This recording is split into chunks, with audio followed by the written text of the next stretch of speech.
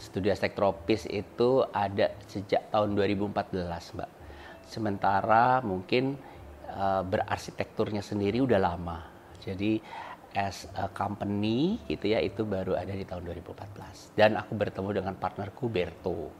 Jadi kami ketemu di kampus karena kami berdua sama-sama dosen perancangan.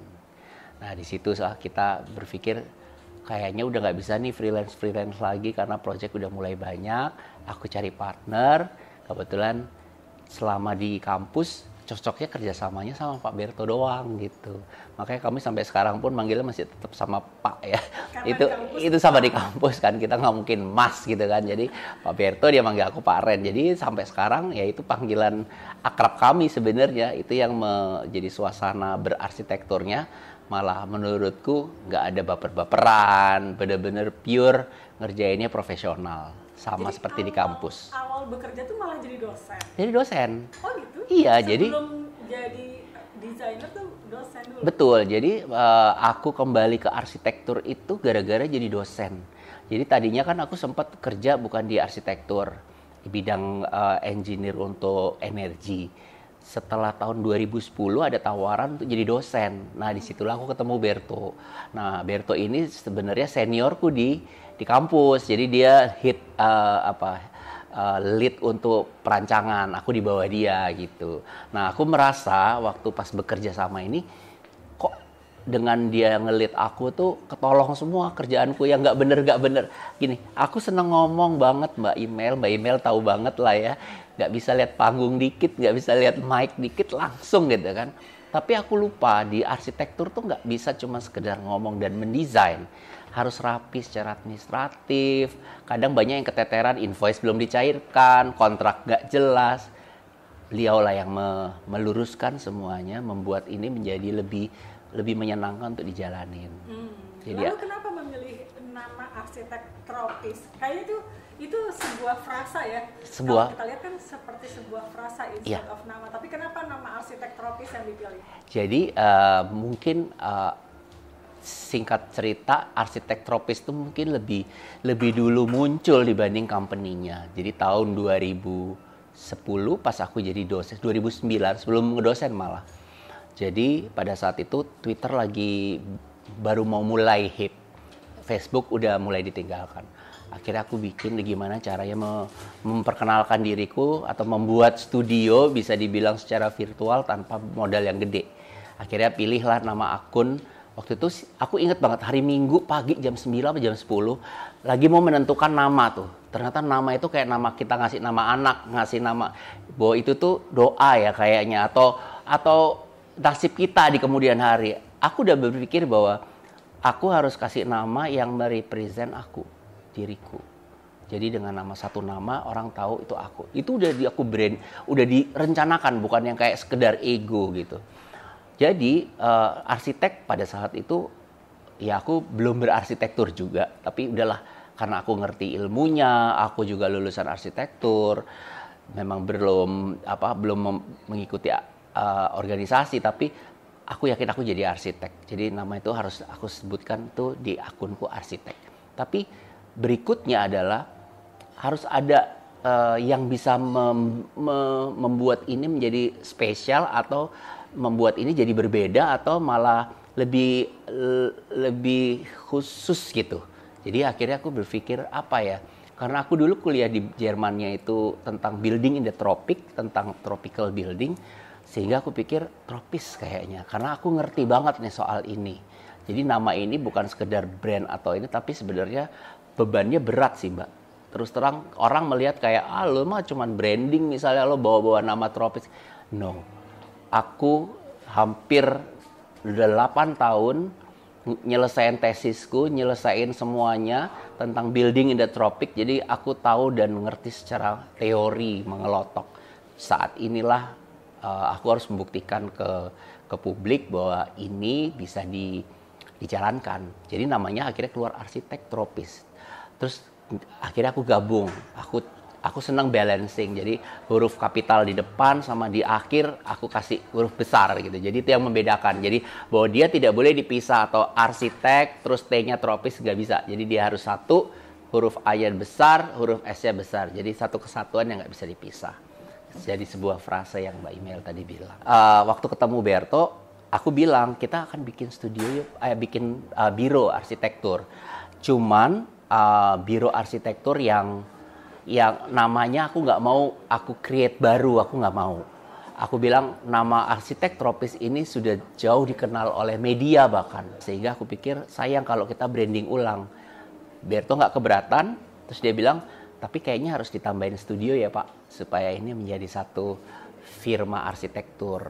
Karena aku bilang, ya kenapa enggak gitu. Oke, kadang kan banyak juga yang pakai studio ini, atau pakai atelier, atau pakai macam-macam. Tapi sejak itu aku bilang, karena nama kita juga sangat Indonesia, arsitek tropis, studio akhirnya jauh lebih menyenangkan untuk dijadikan satu kalimat. Karena proyek-proyekku tuh juga kita nggak pakai singkatan apapun. Kalau misalnya aku bilang kayak rumah cempaka putih, rumah menteng, rumah ini, jadi atau kantor ini. Jadi benar-benar bahasa Indonesia yang aku gunakan di situ supaya orang tahu kita nggak pakai apa house ini, nggak ada. Jadi benar-benar ini tuh dikonsepkan supaya sangat tropis dan Indonesia gitu. Siapa klien pertama arsitektur? Atau apa proyeknya? Sebenarnya kalau di biro mungkin aku mau jelaskan dari sosial media tadi ya. Ini mungkin juga inspirasi mungkin nanti buat orang-orang. Waktu aku membuat nama akun itu, aku udah konsepkan bahwa aku mau nge-tweet tentang apa saja. Karena tujuanku adalah aku pengen dapat proyek di sini. Terus terang, aku bukan cuman mau seru-seruan, enggak. Aku benar-benar mau jadi arsitek. Cuman aku udah terlalu tua untuk bekerja di studio orang, dan aku belum punya modal untuk bikin studio sendiri, sehingga ini kantorku. Jadi aku akan mencoba untuk menggait atau diketahui banyak orang, karena penting ternyata bukan tahu banyak orang, tapi orang tahu kita yang lebih banyak, itu jauh lebih penting. Makanya akhirnya proyek pertama itu dari hasil cuitan setelah 2 tahun. Jadi makanya nggak ada yang instan, nggak ada yang mudah. 2009 aku nge-tweet, ada bukan korban ya, ada orang pertama yang mungkin dia terbius dengan kata-kata di tweetku gitu ya, karena itu semua isinya tentang knowledge tanpa menggurui gitu ya, dan relate dengan semua orang, sehingga klien pertama itu bisa dibilang sebenarnya adalah seorang penyiar radio di salah satu radio swasta, anak muda gitu, yang ngikutin aku, nge-follow aku udah lama. Akhirnya di tahun itu akhirnya dia langsung dia langsung kayak, Mas Ren arsitek ya gitu. Ya menurut lo aja, nama akun gue juga udah arsitek tropis gitu kan. Oke, terus kemudian berikutnya dia nanya, Mas Ren bisa bantuin aku nggak membangun sebuah rumah? Di situ sih aku bilang, alhamdulillah ya, perjalanan itu nggak mudah. 2 tahun nge-tweet, berharap untuk ada orang yang mau bekerja sama aja tuh susah banget gitu. Sampai akhirnya dia jadi orang pertama. Di situ yang percaya. Dan alhamdulillah setelah proyek itu, jadi aku udah bilang sama dia, mungkin proyek ini aku ibaratnya akan aku expose gede-gedean di Twitter ya, karena selama ini kan aku bercerita tentang teori arsitektur tropis dan seterusnya, yang akan aku terapkan di rumah ini, aku bilang gitu. Oh boleh aja. Jadi dari satu proyek itu lebih jadi kayak akhirnya masuk ke media, mungkin media awam ya Mbak ya. Jadi karena memang Twitter kan orangnya awam sekali, saya belum bertemu dengan komunitas arsitektur. Oh itu bagus, karena awam itu yang klien, kalau arsitek sendiri bukan klien. Betul, jadi akhirnya aku, jangan salah komunitas kalau cari klien. Jadi aku ketemu di ibaratnya di kolam yang bener. Betul. Jadi mereka sangat mengapresiasi apa yang aku tweet. Ya mungkin dari sisi arsitektur mungkin jadi banyak bertanya atau menjadi sesuatu yang kritis dan apa, tapi kalau orang awam ini kan mereka ibarat nggak tahu apa-apa, kita kasih tahu tentang teori arsitektur tropis yang benar sehingga dia paham yang penting sistem dan prinsip-prinsipnya. Masalah taste atau itu segala macam itu masih diubah. Makanya ini yang sebenarnya menjadi menjadi karakterku dalam berarsitektur, karena dari awal aku ketemu orang-orang yang memang membutuhkan ini gitu. di luar dari selera dan ini, tapi dia membutuhkan hal yang benar dulu. Bagaimana membangun di daerah yang iklimnya tropis lembab ini.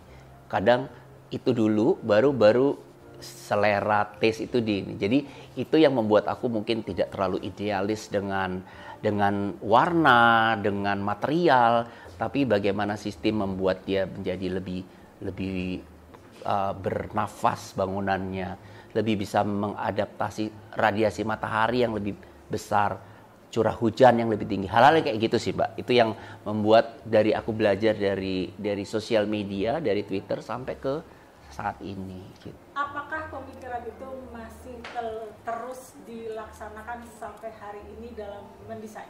Alhamdulillah konsisten. Jadi penting buatku untuk orang-orang yang menjadi klienku itu secara teredukasi dengan benar dulu. Jadi makanya mereka paham bahwa aku mendesain itu ada 5 prinsip yang aku harus coba kejar dulu. Dan itu tidak memperlihatkan tentang selera ya, tapi bagaimana kayak elemen-elemen iklim di Indonesia ini kan ada 5 yang prinsip yang selalu aku jelaskan ke mereka. Ini dulu yang di cover, bagaimana dia tahan terhadap radiasi matahari, bagaimana dia bisa membuat rumah bernapas dengan udara yang minim secara kecepatan, curah hujan yang sangat tinggi, kelembaban yang tinggi, kemudian radiasi matahari yang tinggi, temperatur yang tinggi. Jadi mereka dengan paham ini sebenarnya itu yang mereka butuhkan. Mereka tuh butuh kenyamanan, Mbak, sebenarnya.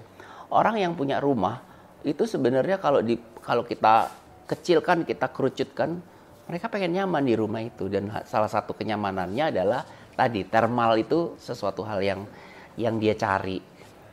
Tapi dia, klien-klienku tuh kadang nggak boleh ibaratnya kayak aku tuh maunya gini Mas Ren, warnanya mau yang pink gitu. Aku mau warnanya yang ini. Jadi hal-hal ini yang aku coba gimana ya, karena aku juga gak akan tinggal di rumah itu. Dia punya selera sendiri. Dia akan tinggal lama sekali di situ. Apa yang aku bisa kontribusikan yang dia nggak tahu. Jadi ketika aku mendesain, sebenarnya ada hal-hal yang aku nggak mau diutak-atik tentang tadi prinsip terhadap elemen iklim tropis ini. Kalau cuma sekedar selera warna, it's your house gitu, it's your home nantinya. Aku nggak akan mengekang selera orang tuh nggak, tapi aku memberikan sesuatu yang benar dulu. Dan hal-hal ini, alhamdulillah mereka tuh nurut gitu. Jadi yang menyenangkan adalah ketika aku bikin konsep di awal, itu bisa dibilang 80% goal, hampir semuanya. Dan mereka tuh nggak berani berkonfront ke hal-hal yang aku udah bilang tuh prinsip gitu. Nah 20% tuh apalagi selera warna, aku mau pakai yang mereknya ini, aku mau yang warnanya ini, dan seterusnya. Itu hak prerogatif semua pemilik rumah. Dan aku bilang kalau misalnya matching fine, tapi aku juga nggak kayak misalnya kayak warnanya mau dangdut kayak gini, aku bilang ini tuh keramaian, Mbak. Ini buat apa gitu. Jadi kayak hal-hal yang akhirnya aku harus reduksi gitu ya, tapi tidak menghilangkan sama sekali. Jadi aku nggak bisa harus monokrom, harus warna ini, harus putih, harus enggak. Kalau mereka tetap punya, aku tuh senangnya warna hijau loh Mas Ren. Gini. Oke, nanti kita cari warna hijau yang match sama ini. Apakah edukasi lewat sosial media itu masih dilakukan? Masih. Oh ya, masih. Iya. Aku bisa lewat Instastory, aku juga bisa lewat Twitter, aku masih aktif di Twitter. Dan aku merasa ya, sosial media itu ternyata audiensnya beda-beda. Meskipun orangnya sama ya, kebayang. Jadi gini, ketika orang bermain Twitter, orang yang sama, kemudian dia bermain Instagram, itu dia menjadi 2 karakter yang berbeda. Mindsetnya juga beda. Mindsetnya berbeda. Ketika dia di Instagram, karakter yang dia ingin lihatkan adalah karakter visualnya dia. Dia tidak akan melihatkan bagaimana dia sangat kritis ternyata orangnya. Tidak terlihat di Instagram. Di Instagram lebih kepada sangat memanjakan visual. Begitu masuk di Twitter, mereka akan berbicara sangat logis. Berbicara sangat realistis. Jadi kalau dia bilang, dia bisa menanyakan hal-hal yang tidak mungkin dia tanyakan di komentar kolom Instagramku. Tapi dia bisa menanyakan hal yang sangat tajam, kritis di Twitterku. Meskipun orangnya sama. Gitu. Jadi di situ aku belajar. Sosial media banyak sekali mengajari aku bagaimana aku bersikap dan menghandle orang lain. Kalau di Twitter, sekalinya kita snob misalnya, dan tidak disukai, itu kita itu bisa dibully habis-habisan, bisa juga tidak digubris. Jadi bagaimana menempatkan diri di kolam yang Twitter ini misalnya, itu harus pas, sehingga orang kayak tahu bahwa dia punya ilmu loh, dia ini. Dan ketika saya men-sharing berkali-kali segala macam, dia happy karena ini orang nggak perlu ditanya, dia memberikan sesuatu yang mungkin juga ini ada nilainya, tapi dia membagikan ini dengan ikhlas misalnya, seperti itu. Tapi itu cara sebenarnya mendekatkan orang kepada orang yang tepat dalam berekspertis gitu. Kalau di Instagram ya lebih ke visual, sehingga orang kayak melihat sebagai referensi gitu ya. Makanya kadang di Instagram jadi agak similar gitu, ada gambar-gambar atau desain-desain yang udah aku bikin, jadi orang ini juga ini tapi ini pernah di-sharing sama Mas Ren di Twitter tentang rumah yang terhadap banjir gitu. Oh, visualnya ternyata kayak gini, foto-fotonya kayak gini. Jadi kadang mereka itu orang yang sama, tapi ya gitu, jadi kayak melihat Instagram menjadi satu referensi visual. Ini bisa tanya jawab, bisa DM-an, bisa komplain even gitu. Jadi ya gitulah sosial media, Mbak. Nah, ini kita akan sharing session Arkinesia Kamis depan. Boleh kasih snip poin-poin, nanti mau menjelaskan apa untuk agar dimengerti apa oleh audiens. Jadi kalau aku karena mengalami ya berproses sebenarnya. Yang aku jalani ini berproses. Aku juga berkolaborasi dengan beberapa arsitek seperti Mbak Imel tahu. Di situ aku sebenarnya proses belajar. Yang mungkin aku bisa jelaskan nanti, kita berarsitektur itu berdasarkan pasti basicnya ilmu. Itu yang aku mungkin akan jelaskan. Prinsip-prinsip yang akan kita, atau yang sampai sekarang kita pegang sampai sekarang. Dan ini yang kenapa kita terus pegang, karena ternyata klien datang karena itu. Kemudian pertama ilmu, dan kemudian berpraktek. Nah, berpraktek ini sendiri, medianya tadi sosial media juga akan aku jelaskan. Kemudian berpraktek juga secara real seperti apa. Jadi antara ilmu dan praktek dan approaching terhadap klien-klien kami, yang tentunya bisa dibilang ya teman-teman yang lain juga akan bisa ketemu banyak orang kalau mereka mengerjakan residensial. Nah, mungkin juga ada cara-cara atau tips yang nanti aku bagikan bagaimana sebenarnya berarsitektur dengan klien-klien ibu-ibu, Mbak. Itu yang sebenarnya mungkin jadi kekuatan kami sih. Kami dengan sadar sendiri gitu, aku terutama, bahwa ternyata ada hal-hal yang mungkin tidak mau dilakukan oleh arsitek lain, tapi aku tuh mau gitu. Kebayang gak sih? Dengan senang hati. Jadi ternyata tuh kadang energi yang aku dapatkan tuh justru dari klien gue yang rewelnya minta ampun coba. Jadi ada challenging sekali gitu, yang bagaimana menaklukkan dia gitu. Itu tuh hal-hal yang kayak orang lain ngapain, kalau gue tinggal kali gitu. Tapi ya nanti itu kita bicarakan seru-seruan di acara kita nanti ya Mbak Imel ya.